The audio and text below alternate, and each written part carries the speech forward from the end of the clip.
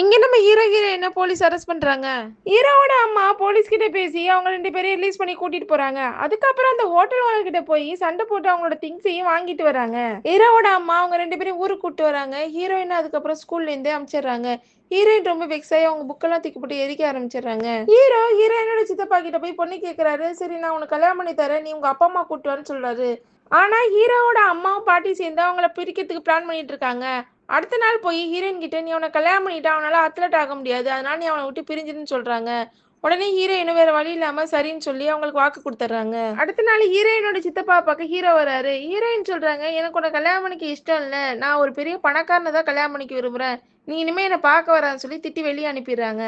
Heroine வேற வழி இல்லாம ஒரு பணக்காரனை 2வது கல்யாணம் பண்ணிக்க சம்மதிக்கிறாங்க. ஹீரோவும் வேற ஊருக்கு போயிடலான்னு கிளம்பி போயிட்டு இருக்காரு. அப்ப ஹீரோயின் இதை தெரிஞ்சு ஓடி வராங்க. அதுக்குள்ள கப்பல் தூரமா போயிடுது. ஹீரோயின் அழறதை பார்த்து ஹீரோ கப்பல்ல இருந்து குதிச்சு ஹீரோயின் கிட்ட வந்துடுறாரு. இந்த கதையெல்லாம் ஹீரோவோட தங்கச்சி ஹீரோயினோட பொண்ணு கிட்ட சொல்லிட்டு இருக்காங்க.